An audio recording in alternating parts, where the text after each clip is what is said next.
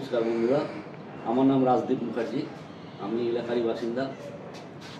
প্রত্যেকের জীবনে যা হয়, একটা ভালো জায়গায় কাজ করতাম, ভালো প্রতিষ্ঠা ছিল। আর যা হয়, ব্যাংক লোন নেওয়ার জন্য দুনিয়াবার ফোন করে, হাজারবার ফোন করে। তার মানে ঠিক আছে, লোন নিয়েই দেখি পয়সা কার না দরকার।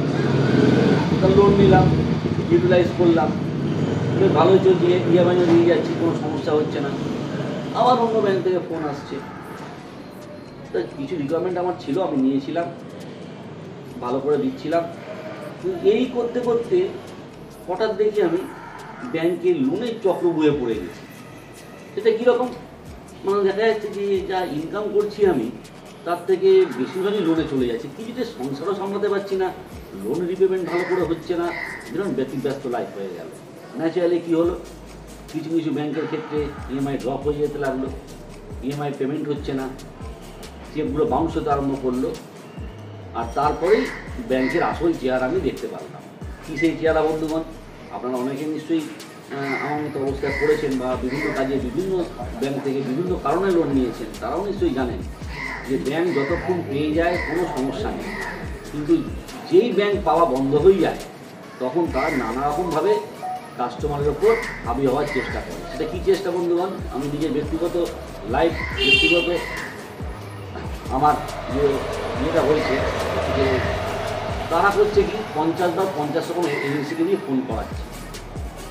ঠিক আছে, ফোন করছে, ফোন ধরছি, কথা বলছি, এই অবধি তবুও ঠিক আছে। তারপরে হলো কি, বাড়িতে তাদের আনাগোনা শুরু করে। বাড়িতে মানে কী বলবো বন্ধুগণ আপনাদের, এরা তো বাড়িতে ঢুকে কথা বলে না, বাড়ির সামনে রাস্তায় দাঁড়িয়ে পাড়া প্রতিবেশীকে শুনিয়ে সে নানা রকম অপবাদ, মিথ্যা অপবাদ, যা তা বলে, মানে সম্মান তো বলে কিছু রইল না। লজ্জায় পাড়া প্রতিবেশী ফ্যামিলির কাছে খুবই লজ্জিত হয়ে গেলাম। মানে মুখ ঢুকিয়ে থাকার মতো অবস্থা, যেন পাড়া থেকে বেরোচ্ছি মুখ ঢুকিয়ে বেরোচ্ছি। কী ব্যাপার, একটা ভালো ছেলে, ভালো প্রতিষ্ঠানে কাজ করি, তার সত্ত্বেও আমাকে যেন চোরের দ্বারা ধরা পড়েছে। হ্যাঁ, এই দেখো, এই রে এই বুঝি দেখে ফেলবে, এই রে এই বুঝি দেখে কিছু জিজ্ঞেস করবে, এই একটা লাইফ হয়ে গেল। কী বলবো বন্ধুগণ আপনাদের? প্লাস তো বাড়িতে ফ্যামিলির কাছে লজ্জিত, কুণ্ঠিত, মানে জঘন্য পরিবেশ, জঘন্য অবস্থা, মানসিক অবস্থা একেবারে শেষের দিকে চলে গেছিল। কী করবো না করবো কিছু ভেবে উঠতে পারছি না। এখন আমাকে সুইসাইড করবো, জীবনটা কি চলে যাবে? এইভাবে অপমান সহ্য করা যায় না, পথে বাইরে ঘরে এত অপমান আমি সহ্য করতে পারছি না। তবু চিন্তা করলাম, আমি নয় চলে যাবো, কিন্তু আমার পরে ব্যাংকে আমার পরিবারকে ছাড়বে না। এবার ময়দান ছেড়ে চলে গেলে তো হবে না, কিছু একটা করতে হবে। কিন্তু কী করবো, কাকে বলবো, কে আমার সাহায্য করবে? না কোনো সময় আত্মীয় আমার আছে, না কোনো সময় বন্ধুবান্ধব আছে যে আমার পাশে দাঁড়িয়ে সাহায্য করবে। অনেক কথা বললো, না এরকম করা যায় না, সেরকম করা যায় না, এই কর তাই কর। কী আর করবো, বর্তমান যুগে নেট ব্যবস্থার যুগে আমি করলাম, গুগলে সার্চ করতে আরম্ভ করলাম যে এরকম কারো যদি পরিস্থিতির সৃষ্টি হয়, তাহলে কারা আমাকে হেল্প করতে পারে, কারা আমার পাশে দাঁড়াতে পারে, কাঁধে কাঁধ মিলিয়ে চলতে পারে, আমাকে বাঁচার সুযোগ করে দিতে পারে, সাহস যোগাতে পারে। তখন আমি দেখলাম এই টলিগঞ্জে সিন কনসালটেন্সি বলতে একজন প্রতিষ্ঠান আছে, এবং তারা রেটিং 1 নম্বর এই সমস্ত ব্যাংকিং সমস্যার সমাধানের জন্য। তো আমি আচ্ছা ফোন করবো, না করবো না, কী হবে, সত্যি এরা কি পারবে, না বেকার বাজে জায়গায় ফোন করছি, এই ভাবতে ভাবতে আমার বিশ্বাস করুন, আমার 1 থেকে 1.5 মাস সময় নষ্ট হলো শুধু ফোন করবো কি করবো না। আচ্ছা, এই 1-1.5 মাসে কিন্তু একদিনের জন্য শান্তি পাইনি আমি। ফোন তো রেগুলার আসছে, ব্যস্ত দূর, ভালো থাক, বন্ধু থাক, বাজে থাক, ফ্রড থাক, আমি ফোনটা একবার করব। তো ফোন করলাম, তখনকার প্রোপাইটার যিনি মিস্টার পাপু সিং, উনি ফোন ধরলেন, উনি আমার কথা শুনলেন, শুনে বললেন যে আপনি একবার আমার কাছে আসুন। তো আমি তো চিন্তিত ছিলাম, কারণ তো পাপুদা বললো যে আপনি এখানে আসুন তো আমার কাছে আগে। তা দেখুন, আমার কাছে পকেটের অবস্থা ভালো ছিল না, কারণ ওনার প্রথমেই জিজ্ঞেস করলাম যে দেখুন, আমি যে যাবো আপনার কাছে, কিন্তু আপনাকে তো ফিস দেওয়ার কোনো সেরকম পয়সা আমার কাছে নেই। আপনি যে কনসালটেন্সি আমাকে দেবেন, আমি তো কোনো পয়সা দিতে পারবো না। তখন শুনে একটু অবাক লাগলো, উনি বলেন পয়সা? আরে না না না, দূর, কিছু পয়সা লাগবে না, আপনি আসুন তো। আমি আপনাকে সেভ করি, পয়সা চিন্তা করতে, আমার ফ্রি কনসালটেন্সি টাকা নেওয়া লাগে না, কাজ হলো পরে টাকা। তো আমি দুর্বক্ষে একদিন সময় করলাম যে আজকে এই সময় যাবো, আপনি আসুন। তো আমি এসে একটু অবাক হয়ে গেলাম, এবং যে সত্যি আমার মতো অনেক লোক বাইরে বসে আছে। জিজ্ঞেস করে দেখলাম, হ্যাঁ তারাও ব্যাংকিং সমস্যার জন্য এসছে। তা আমার টার্ম যখন এলো, আমি পাপুদার কাছে যখন গিয়ে বসলাম, পাপুদা বলছে এই কারণে, এখন তার সঙ্গে সম্পর্ক আমার দাদা ভাইয়ের সম্পর্ক, আগে পাপু বলতাম। তো যাই হোক, তা উনি সমস্ত শুনে মানে জিনিসটাকে যেন হাসির পর্যায়ে নিয়ে গেলেন, যেন কোনো ব্যাপারই না। আমি বেকার বেকার নাকি এতদিন ভেবে সুইসাইডের চিন্তা করছিলাম, এই কি ঘটনা।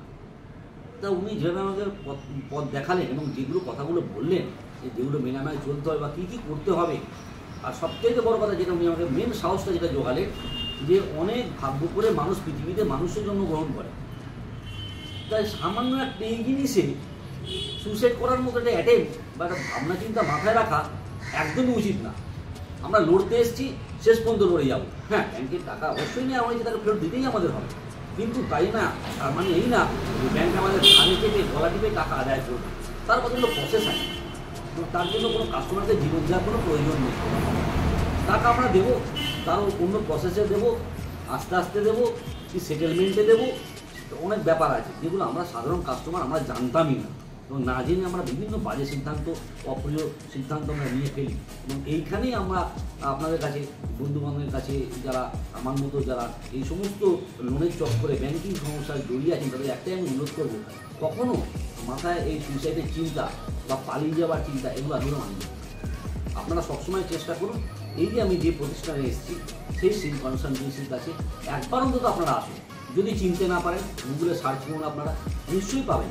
এবং এখানে যে সমস্ত ব্যাংকিং সমস্যার সমাধান, আপনারা একবার এখানে আসুন, না হলে আপনি বুঝতে পারবেন না যে আমি নিজে একটা কাস্টমার হয়ে আপনাদের কেন এটা ভিডিওটা করছি। একটি কারণে, যাতে অনেকে জিনিসটা জানেন না, কারোর কাছে এটা পরিচিতি হয়তো নেই, তাদের কাছে এটা পৌঁছানোর জন্য আমাদের ভিডিওটা করা, যে আপনারা একবার এখানে এসে কিচ্ছু দরকার নেই, খালি আপনার কথা একটু শুনে যান।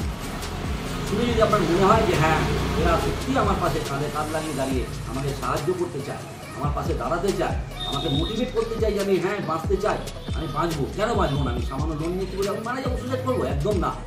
বন্ধুগণ, আপনারা একবার আসুন, এসে নিজে কথা বলবেন তাপসিংহের সঙ্গে, তার স্টাফেদের সঙ্গে, তারা কীরকম কোঅপারেটিভ, 24/7 তারা আপনার সঙ্গে পাশে থাকবে যে কোনো সমস্যার সমাধানের জন্য। আপনারা একবার অন্তত আসুন, যারা আপনারা এই সমস্ত রকম ব্যাংকিং সমস্যার মধ্যে জড়িয়ে আছেন। এই বলে আমি আমার বক্তব্য শেষ করলাম।